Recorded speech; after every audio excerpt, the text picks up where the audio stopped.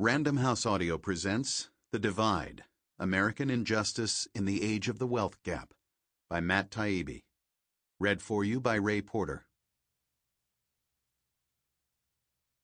Fairness is what justice really is. Potter Stewart. Introduction. Over the course of the last 20 years or so, America has been falling deeper and deeper into a bizarre statistical mystery. Take in the following three pieces of information and see if you can make them fit together. First, violent crime has been dropping precipitously for nearly 2 decades. At its peak in 1991, according to FBI data, there were 758 violent crimes per 100,000 people.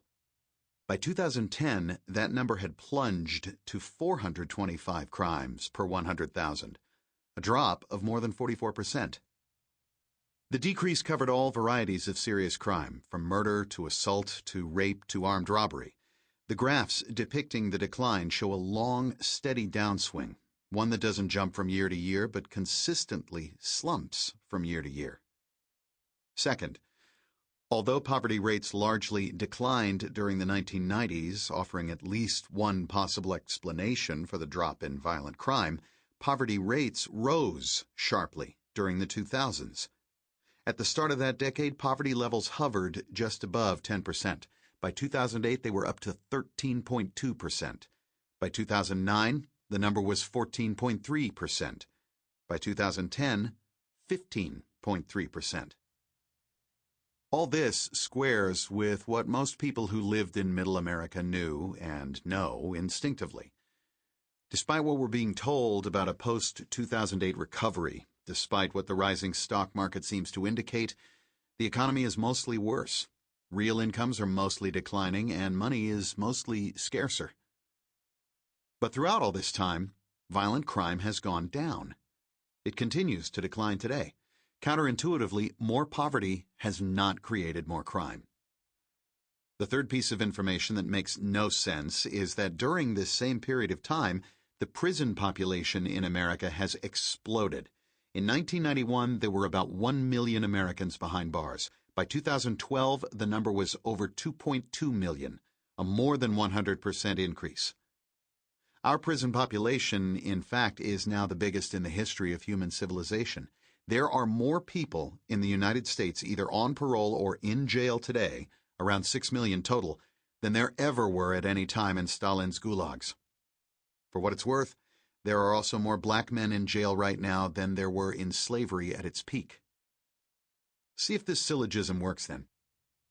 Poverty goes up, crime goes down, prison population doubles. It doesn't fit, unless some sort of alternative explanation comes into play.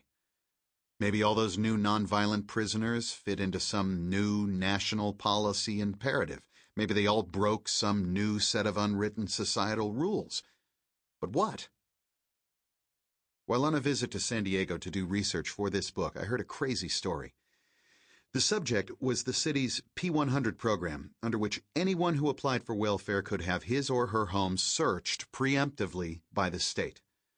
Ostensibly, authorities were looking for evidence that the applicant had a secret job or a boyfriend who could pay bills or was just generally lying about something in order to cheat the taxpayer out of that miserable few $100 a month.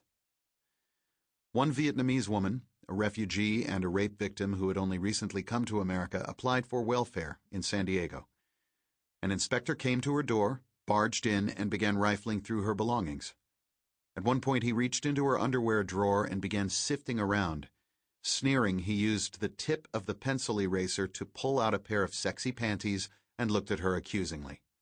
If she didn't have a boyfriend, what did she need these for? That image of a welfare inspector sneeringly holding up panties with a pencil end expresses all sorts of things at once. The main thing is contempt.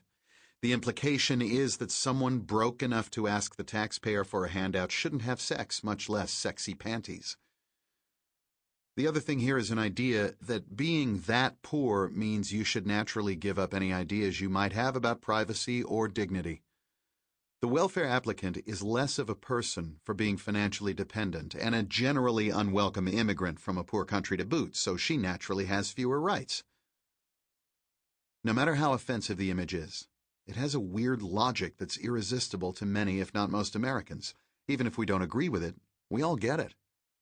And that's the interesting part. The part where we all get it. More and more often, we all make silent calculations about who is entitled to what rights and who is not. It's not as simple as saying everyone is the same under the law anymore. We all know there's another layer to it now. As a very young man, I studied the Russian language in Leningrad in the waning days of the Soviet Empire. One of the first things I noticed about that dysfunctional wreck of a lunatic country was that it had two sets of laws, one written and one unwritten. The written laws were meaningless unless you violated one of the unwritten laws, at which point they became all important. So, for instance, possessing dollars or any kind of hard currency was technically forbidden. Yet I never met a Soviet citizen who didn't have them. The state just happened to be very selective about enforcing its anti-commerce laws. So, the teenage farsovщик, black market trader, who sold rabbit hats in exchange for blue jeans outside my dorm could be arrested for having $3 in his pocket. But his city official could openly walk down Nevsky Avenue with a brand new Savile Row suit on his back, and nothing would happen. Everyone understood this hypocrisy implicitly, almost at a cellular level, far beneath thought. For a Russian in Soviet times, navigating every moment of citizenship involved countless silent calculations of this type. But the instant people were permitted to think about all this and question the unwritten rules out loud, it was like the whole country woke up from a dream, and the system fell apart in a matter of months. That happened before my eyes in 1990 and 1991, and I never forgot it. Now, I feel like I'm living that process in reverse, watching my own country fall into a delusion in the same way the Soviets once woke up from one. People are beginning to become disturbingly comfortable with a kind of official hypocrisy. Bizarrely, for instance, we've become numb to the idea that rights aren't absolute but are enjoyed on a kind of sliding scale. To be extreme about it, on the far end, like say in the villages of Pakistan or Afghanistan, we now view some people as having no rights at all. They can be assassinated or detained indefinitely outside any sort of legal framework, from the Geneva Conventions on down. Even here at home, that concept is growing. After the Boston Marathon bombings, there was briefly a controversy where we wondered aloud whether the Chechen suspects would be read Miranda rights upon capture. No matter how angry you were about those bombings, and as a Boston native, I wanted whoever was responsible thrown into the deepest hole we have. It was a fascinating moment in our history. It was the first time when we actually weren't sure if an American criminal suspect would get full access to due process of law. Even on television, the blow-dried talking heads didn't know the answer. We had to think about it. Of course, on the other end of the spectrum are the titans of business, the top executives at companies like Goldman and Chase and GlaxoSmithKline, men and women who essentially, as a matter of policy now, will never see the inside of a courtroom, almost no matter what crimes they may have committed in the course of their business. This is obviously an outrage, and the few Americans who paid close attention to news stories like the deferred prosecution of HSBC for laundering drug money, or the non-prosecution of the Swiss bank UBS for fixing interest rates, were beside themselves with anger over the unfairness of it all. But the truly dark thing about those stories is that somewhere far beneath the intellect, on a gut level, those who were paying attention understood why those stories panned out the way they did. Just as we very quickly learned to accept the idea that America now tortures and assassinates certain foreigners, and perhaps the odd American or three, as a matter of routine, and have stopped marching on Washington to protest the fact that these things are done in our names. We've also learned to accept the implicit idea that some people have simply more rights than others. Some people go to jail and others just don't. And we all get it. I was originally attracted to this subject because, having spent years covering white-collar corruption for Rolling Stone, I was interested in the phenomenon of high-powered white-collar criminals completely avoiding individual punishment for what appeared to be very serious crimes.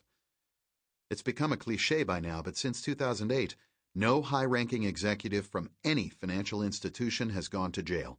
Not one. For any of the systemic crimes that Sample complete. Ready to continue?